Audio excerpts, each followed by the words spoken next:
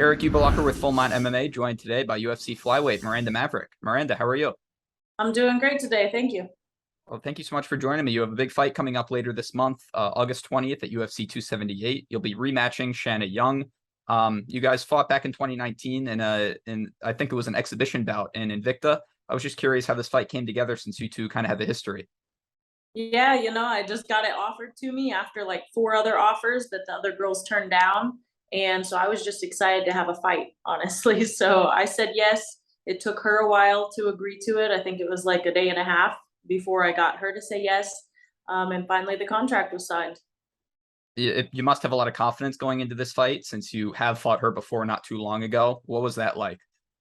Yeah, absolutely. I mean, I fought her before. It was a pretty quick finish. I hate that they called it an exhibition bout because it was three fights in one night. I think they all should have counted as fights. They did in the whole tournament beforehand, but it is what it is. I count it as a win on my record. And against Shanna, I feel like I have the strength now in every spot where back then I didn't have as much striking. Now I think I'm going to be dominant in every area. And I think she's going to be a little bit surprised by that. She probably thinks that was a fluke, that she made a mistaken judgment of thinking I had fallen from her punch and that I capitalized on it. And she doesn't think that'll happen this time, but I'm a whole different version of me, and I could have beat her anyway back then too. I was going to say, how different do you anticipate this fight looking from last time? It wasn't too long ago, but as you said, you've improved in a lot of different areas. I mean, back then it was such a short fight. I don't know if you could say that somebody could watch it and say how it would be different, but I anticipate this one being a pretty quick finish too. And I'm going to go in there a lot better and more confident as far as with my hands. Back then, I knew she was a striker, and my goal was to take her down, which I did, and I submitted her. And now I'm not just a grappler, I'm a striker as well, to the point that somebody could consider me a better striker than I am a grappler. So she's got a lot to look out for. I don't really know what her game plan is as far as how she's going to seek the win, but I have everything on my side. I don't see a way that I can really lose unless she gets lucky, and I don't plan on her luck being good that night. Oh, and you have experience fighting tough competition as well. You said in a recent interview that you've basically been fighting top 15 caliber opponents since you've been in the UFC. Do you anticipate with a win here that you'll be entering those rankings? I mean, we'll see. If Molly McCann's somehow number 15 after the unranked opponents she's fought, I don't see why not. I fought Macy, I fought Jillian, I fought Erin. I lost to Erin, and one could say I lost to Macy. I don't think so, but I'm working my way back up, and I'm going to be in the top 10 before anybody knows it. I was going to ask you about that because you and Molly have gone back and forth on social media in recent weeks. You don't think she deserves that number 15 spot next to her name? I don't even know how I got there, but the UK supports the UFC a lot. She's a big hype name for them right now. And rankings don't always hold as much water as somebody might think. But, you look at her record, see who she just recently beat. I don't see it warranting top 15, but that's a whole nother conversation. I don't really care about the rankings. And I don't know if it's back and forth. She really hasn't replied to my call outs at all. She's already basically turned me down once by taking a different opponent after I called her out the first time. And I assume that she doesn't want to fight me this time either. It was probably her, drinking a little too heavy, basically saying that she would fight me. And there's a reason there's no response, obviously, because that doesn't want to be happening. I was going to say she did mention, I think it was in the post-fight press conference, as you said, after some drinks. She did mention that she would fight you, but we'll see if that actually comes to fruition. Why is that a fight that you like so much? She's got this hype train going that I don't believe in. I don't think it's deserved. I don't think that she's as good as people are thinking she is, just because she got a couple spinning elbows on people not even natural 125ers, but also not of any kind of ranking. Now she's at a rank, and she hasn't fought any tough people and shown that she can win against them. Well, if all goes well for you on August 20th, I mean, there should be enough time in the year, maybe if you guys did want to get in there together. Are you looking to get one or two more fights this year? Yeah, absolutely. I'll take a fight on 2 weeks' notice. I'm always ready. I don't care. Like, let's go. I did want to ask, because this was the last fight on your contract. Could you walk us through why you haven't re-signed yet? Yeah, absolutely. I basically received an offer during negotiations that I didn't like, and he said, let's fight it out for the offer that I wanted. So I'm betting on myself. I'm going to go in there, put on a good performance this time, and hopefully get a better contract than I would have ended up with. There's no concern that I won't be signed. Like, that's not even in the question or in the books. I will be signed. It's just a matter of how much pay will go with that right now. Well, even with, obviously you will be re-signed after this fight, win or lose, but is there any chance that you would want to test free agency after this fight? No, Not interested at all? no, not really. I don't think there's anything as far as the UFC, whether it be in status, competition, or pay right now.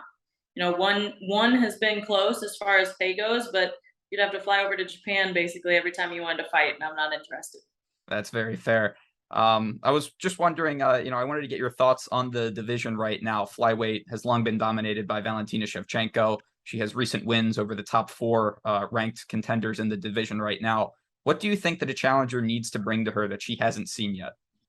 I think Talia kind of showed some weaknesses. I think if anything, one could say that she was arguably a very close fight, right?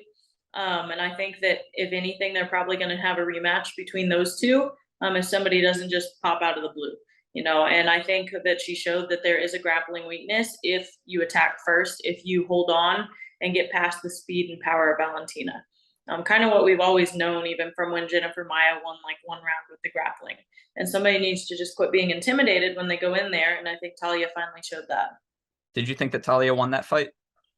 Not necessarily. I think it was close. It could have gone either way, in my opinion. But I think she showed the holes. And I think next time she could do even better. No, absolutely. I think once you get to where you hold a belt for a certain amount of time, you almost get lackadaisical, right? Like it's not as easy to hold on to because there's not that hunger anymore. And that might be where Valentina's getting to. I was going to say, do you think that there is a logical next contender at 125 for Valentina? I just think Talia's up there at the top right now, to be honest. And I don't think anyone else has stood out from the crowd enough right now to be fed to her again. If they just keep going down the line of the next rankings, I think they need to let everybody else fight it out for a while and let Valentina, if nothing else, wait a few months before she fights. Do you like her moving up and maybe challenging Amanda Nunes for the title at 135? No, I think that's silly. Like it's already happened twice now. We see what happens. That's fair. Did you see the Nunes versus Julianna Pena too? Yes, I did. I was wondering what you thought of that performance. It was obviously a very different fight from the first one. Yeah, obviously it was very dominant. I've said from the beginning, I think the first one was almost something where Amanda got lazy and she didn't really want it anymore. And she had a fresh new hunger going into this fight, right? And she went in there and she dominated the fight. The first couple rounds were a little rough, there was like some lacking in technique from both sides. And then round 3, it was like a buckle down of both people, especially Amanda, throwing her shots a little straighter, timing things better, all that. It was a good fight, really entertaining for people, obviously. I'm glad neither one got hurt too bad and that Julianna's back on her feet. Oh, well said. I wanted to shift back the focus to you now. Been about 5 months since we've seen you win. How do you like that downtime in between fights? So you won your last fight by submission in pretty clean fashion. So I was wondering, like, were you ready sooner? Or was this kind of perfect? Yeah, I hate downtime. I don't like it. I wanted to be back in right away. I had several offers. Like I said, I would have been back about 2 months later. Somebody decided to turn down a short notice fight. I would have been back 2.5 months later. I had another turned down fight. I have 4 fights turned down within a month or two, and it was frustrating. And I'm glad that Shanna took the fight to finally have an opponent. I think I'm in this weird lull where ranked opponents are like, well, she's not ranked, it doesn't help. But then the unranked opponents don't want to fight me because of my skill set. And even some of the ranked fighters, I think I have a bad skill set to combine with my own, which is more of the heavy pressure bullying style that a lot of them don't handle well. I was gonna say 4 opponents to turn down. That's a lot of people that don't want to fight you. You kind of touched on it there. You think it's your style and the fact that you are not ranked. Is that why people are turning down the fight to the best of your knowledge? Possibly, and because I'm not ranked, but also because I've fought the ranked opponents the way I have, I think it's obvious kind of where I stand in the division as far as the actual skill level versus rankings. And we aren't stupid. All of us fighters kind of know where that stuff goes, where the hierarchy really is, regardless of numbers by someone's name. Yeah, obviously you don't have to mention anyone's name, but I'm just curious, the people that turned you down, were a lot of them in the rankings or were they mostly unranked, not looking to take A couple were unranked, a couple were ranked. It just kind of was a whole hell shoot as far as people turning me down or taking other opponents. That's very frustrating, but I'm glad that you do have a fight August 20th, UFC 278 against Shanna Young. Cannot wait to see the rematch. Miranda, before I let you go, I wanted to give you the floor. Anything you wanted to shout out or promote? Yeah, absolutely.